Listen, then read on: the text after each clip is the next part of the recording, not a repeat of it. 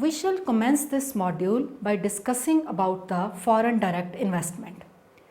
Foreign direct investment refers to the investment made by residents of the rest of the world in the home nation in equity capital or real estates or physical capital.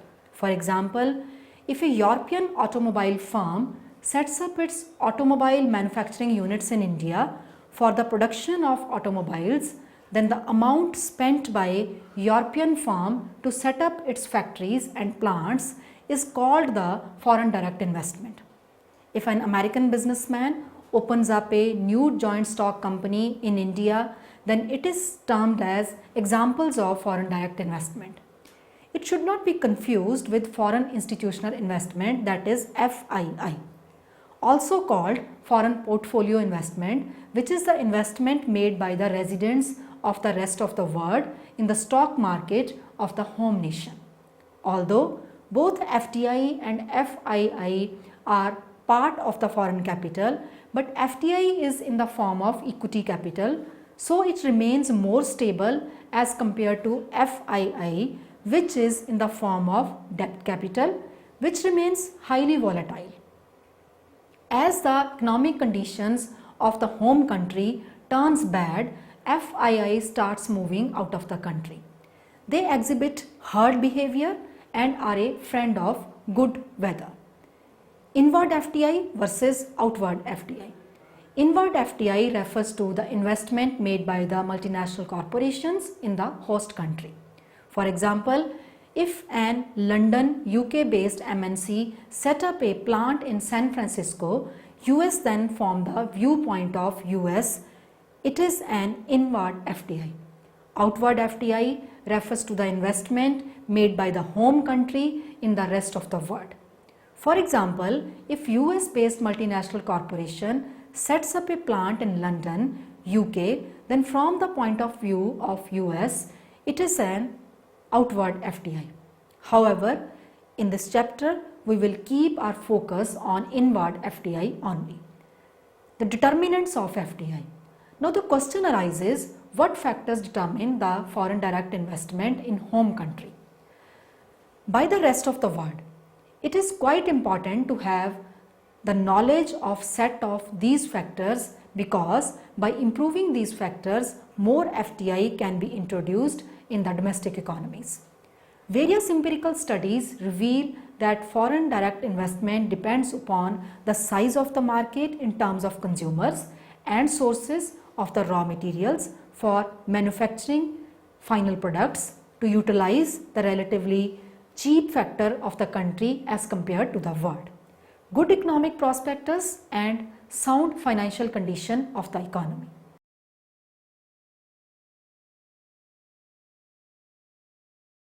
After studying this module, you shall be able to understand the meaning of FDI, know the pros and cons of FDI, understand the term of trade and its determinants, understand the pattern of trade in goods and services in the world, know international trade and anti-globalization movement, debate over free trade versus protectionism and WTO and trade agreements. Now we shall discuss the pros of FDI. Foreign direct investment by the MNCs or foreign industrial houses helps in meeting the gap between savings and investment. The economic growth depends upon the rate of growth of capital formation.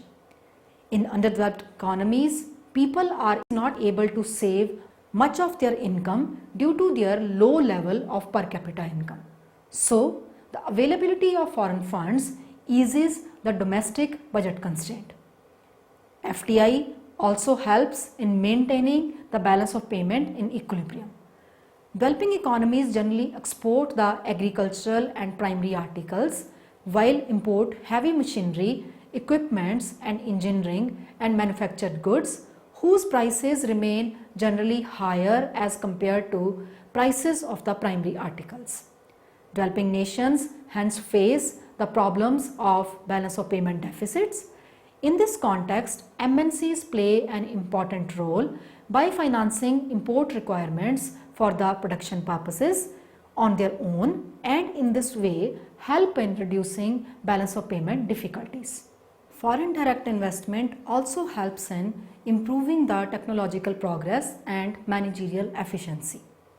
FDI not only brings financial capital but also brings the technical knowledge and managerial skills which are the prime catalyst to accelerate the growth rate.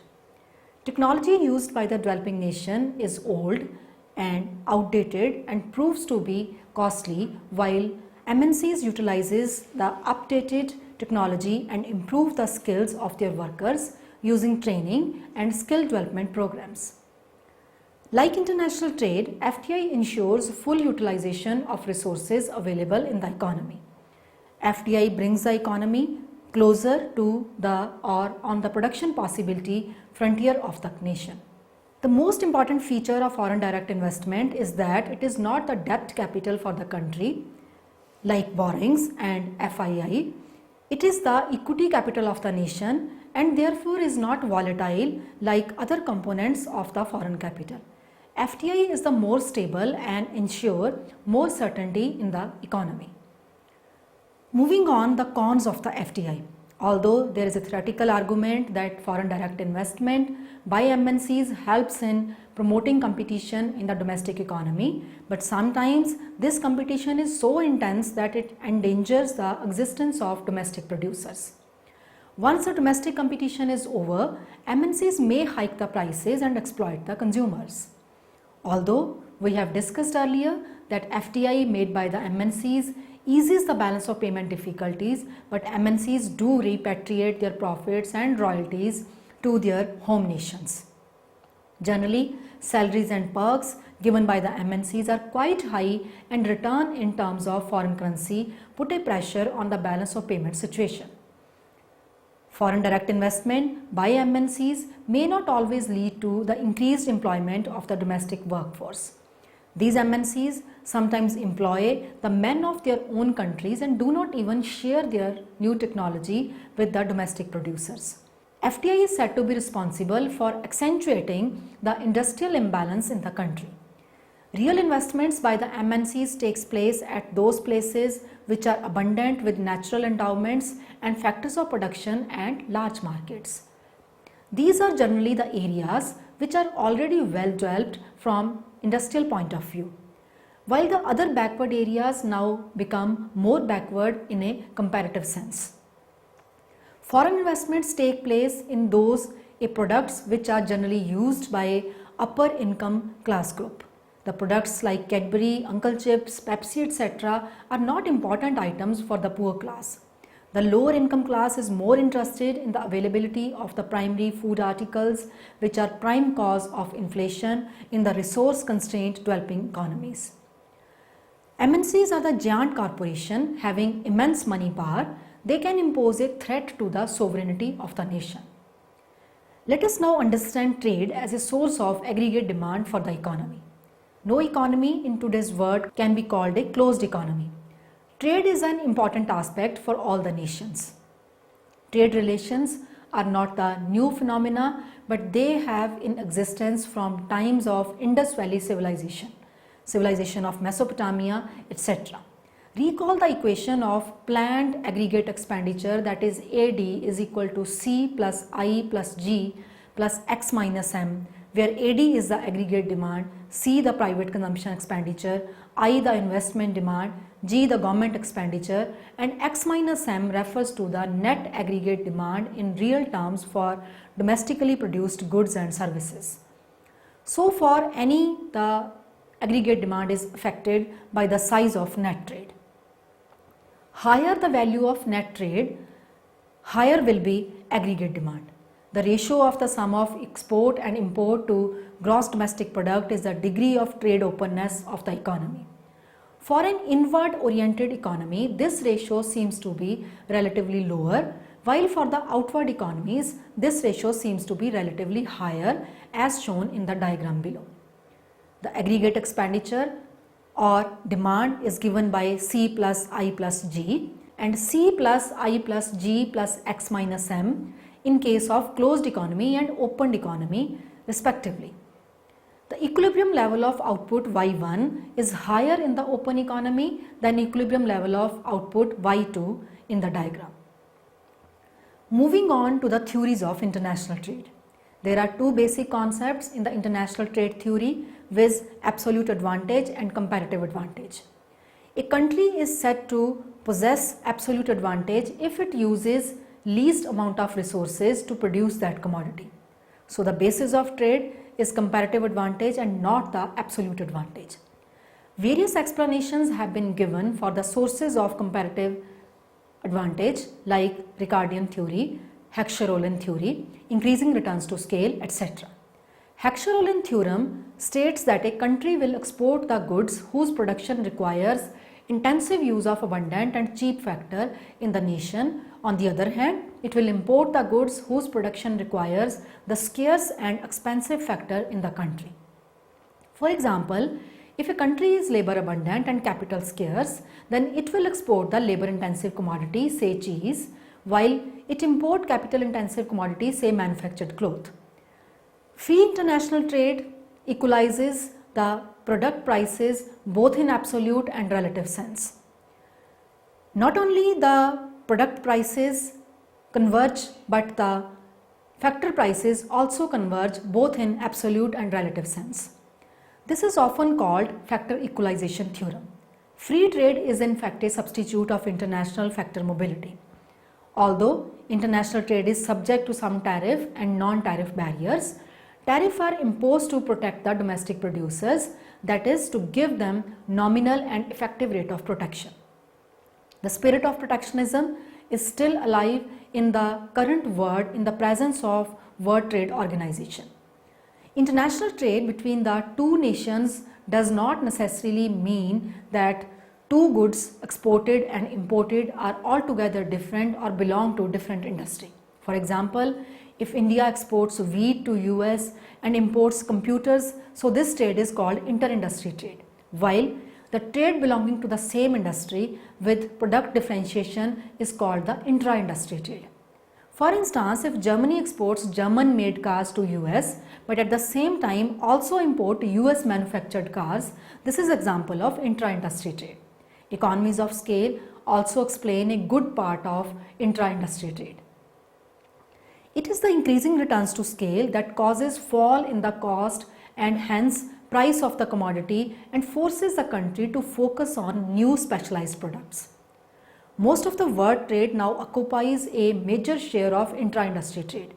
Intra-industry trade prevails most in nations having similar factor endowments, while the inter-industry trade prevails most among the nations having different factor endowments. According to one theory of gravity model of international trade happens to be greater among the nations having similar size of economies. Similarly, culture and language and least distance between the two economies. Now we shall discuss the terms of trade and its determinants. Terms of trade is defined as the ratio of price of export of goods divided by price index of import of goods. It is the interaction between demand and supply of goods traded that determine the terms of trade. As discussed earlier, according to the principle of comparative advantage, all developing economies have comparative advantage in the production of agricultural commodities, so they should be producing primary articles only, while the developed economies have comparative advantage in industrial and manufactured goods, so they should be producing manufactured and industrial products. But this production pattern has some disastrous implications for the developing economies. Since the price of agricultural commodities is quite low as compared to the manufactured commodities, so the terms of trade is relatively low for developing nations. Therefore, the terms of trade of developing economies is deteriorating over years. This phenomena is called Prebisch and Singer deteriorating terms of trade hypothesis. As a small nation can't affect the prices in the international market, its exports or imports is not able to affect the world market prices. So a small nation always faces a constant terms of trade. It is only the large nations' fluctuations of demand and supply that affect the terms of trade of the country.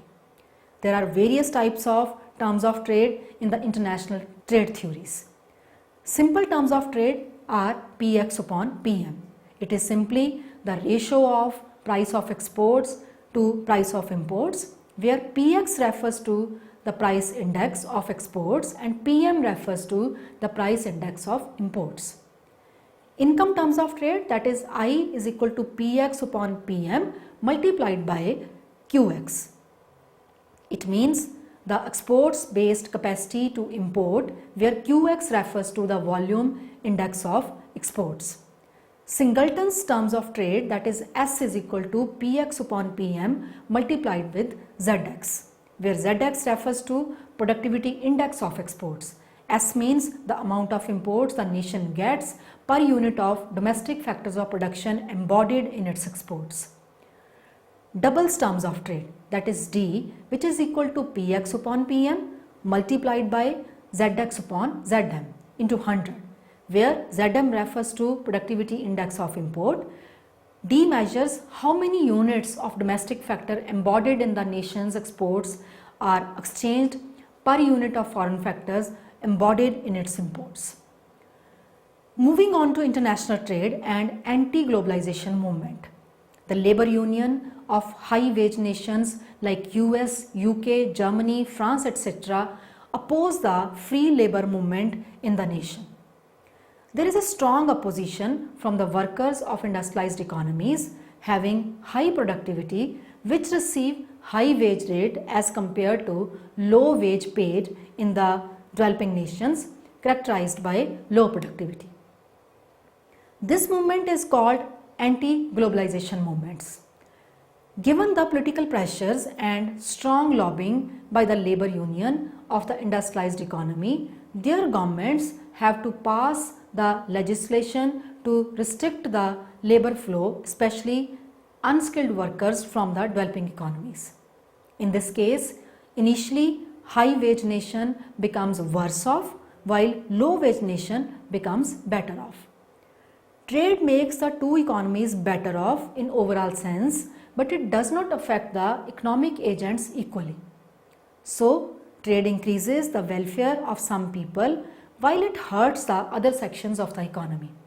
Apart from this, as per Heckscher-Ohlin theorem, the return to the nation's abundant factor rises while return to the scarce factor falls due to free international trade. So, the welfare of the nation's abundant factor rises while the welfare of the nation's scarce factor falls. So, the one section of the people becomes better off while the other section of the people becomes worse off. So, the conclusion is that the trade causes increased income inequality between the factors within the economy. This is the income distribution effect of trade. Free international trade is also a threat to the currently working labor force of the nation. High trade in import of goods and services reduces the demand of domestic goods and services, which causes the layoff the employment and hence reduces the level of national income and hence growth rate. This is the effect of trade on domestic employment and output. Next, we shall discuss the debate over free trade versus protectionism. Arguments against free trade. Domestic employment argument. Mercantilism is still alive in the 21st century. According to theory of mercantilism, free trade is a zero-sum nation. A nation can benefit at the cost of others. A nation becomes rich if it accumulates more and more amount of gold, silver and bullion in the country. So a country should try to maximize its exports while minimize its imports and hence accumulate the total capital in the form of bullion.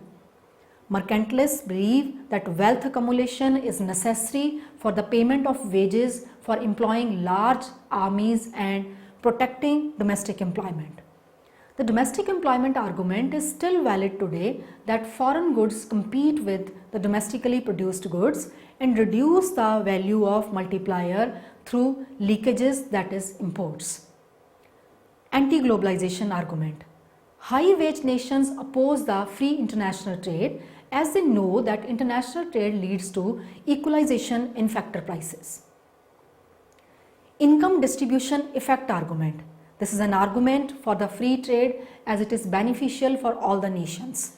But trade leads to changes in the distribution of income within the economy.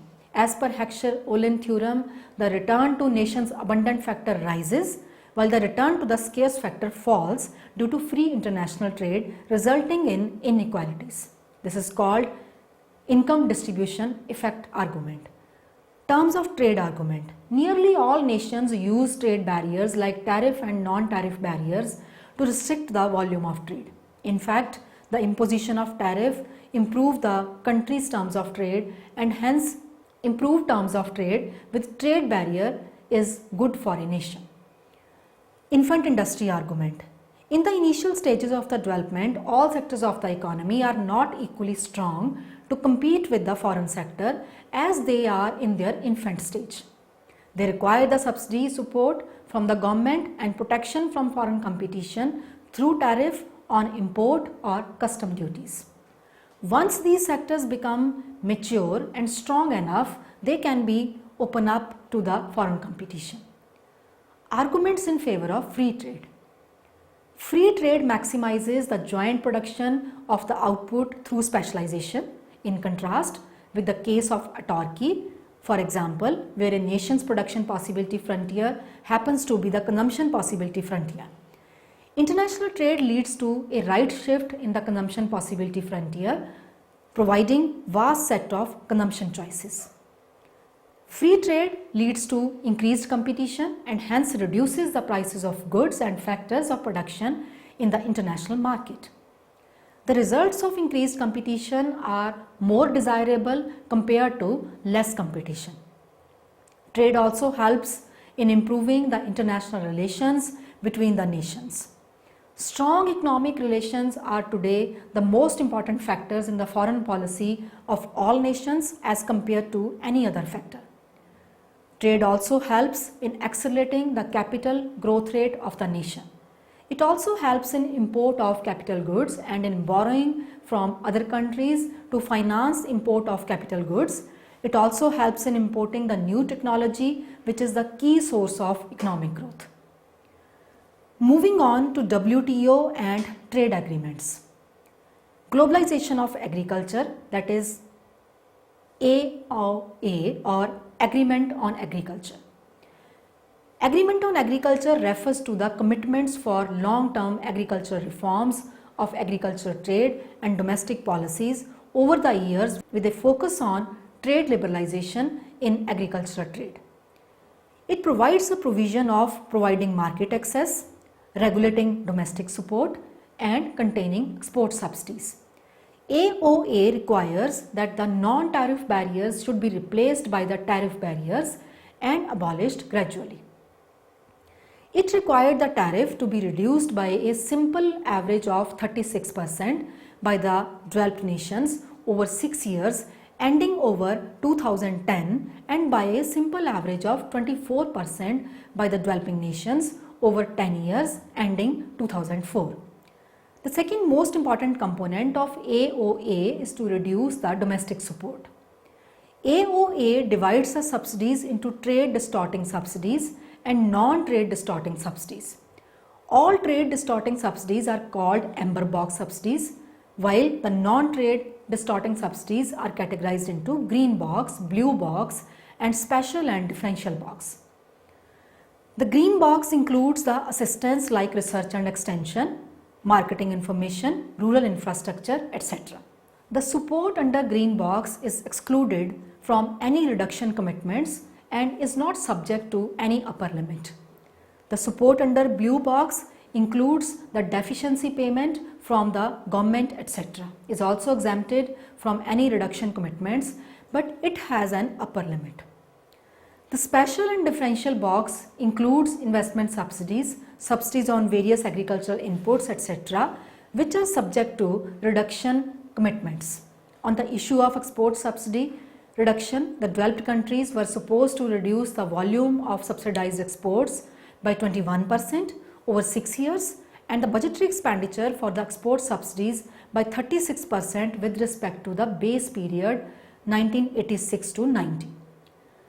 Developing countries were required to reduce the volume by 10% and budgetary support by 24% over 10 years. Subsidies.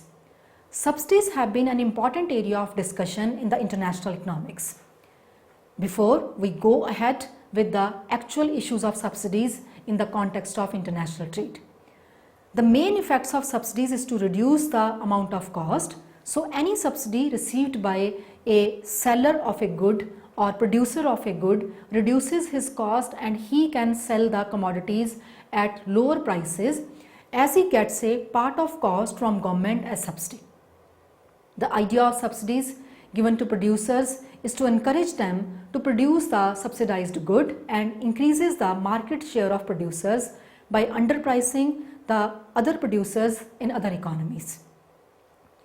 This is what is actually happening in the case of agricultural subsidies. Subsidies distort the market system and does not let the efficiency creep in. Subsidies in the international trade are against the spirit of international competition. The share of agricultural income in the total GDP for the developing nations is very high and a significant population is still dependent on the agriculture. While developed economies are on the advanced stage of industrialization and service sector and only 3 to 4% population is engaged in the primary activities. It is quite unfair trade practice. Developed economies are providing greater deal of subsidy to their agricultural sector. When they provide subsidies to the agricultural products, then the international price of the commodities goes down as they are able to sell their produce at lower price. So the producers of the developing nations like India are harmed by the process of subsidies given by the developed nations. Although there has been the agreement on the time-bound withdrawal of subsidies bit by developing and developed nations. TRIPS. It is related to the trade in intellectual property rights like patents, trademarks, industrial design. There are two types of patent products, patent or process patent. For example, if a medicine can be manufactured with two different methods, let us say different salt. So here medicine is the product and the methods of manufacturing are the process. Before the Uruguay round, there was lot of divergence on the issue of patents. Some countries choose to adopt the product patent, some choose to adopt process patent and some choose to adopt nothing. But TRIPS made it compulsory to all the members to follow all the conditions under TRIPS. TRIMS. The Agreement on Trade and Related Investment Measures requires that foreign investment should be treated at par with direct investment. There are some investment measures which are not compatible with WTO provisions. Foreign investors to have the obligation to buy local input to produce for export as a precondition to obtain imported goods as input. To balance the foreign exchange outgo on importing inputs with foreign exchange earnings through export. Not to export more than a specified proportion of local production. WTO requires all such kind of provisions to be notified within 90 days of the entry into the force of the agreement and they are required to be eliminated over a stipulated time. GATS. The issue of trade and services was first time introduced in the trade talks during the Uruguay round. The GATS has already been discussed in the previous section.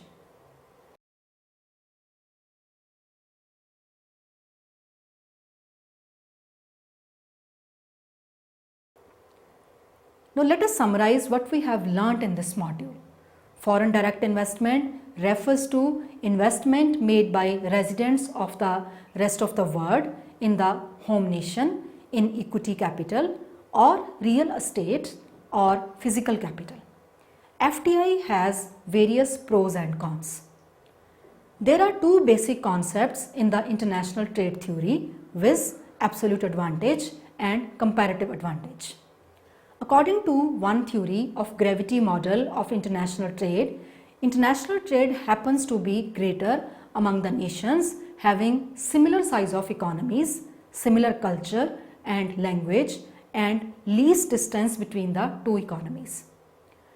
Terms of trade is defined as the ratio of price of export of goods divided by the price index of import of goods. It is the interaction between the demand and supply of goods traded that determine the terms of trade. Developed economies have already experienced the third phase of structural transformation in the economy, which is characterized by dominance of service sector.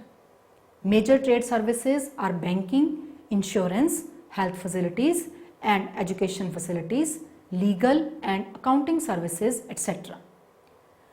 Arguments in favor of free trade, WTO and various trade agreements have also been discussed.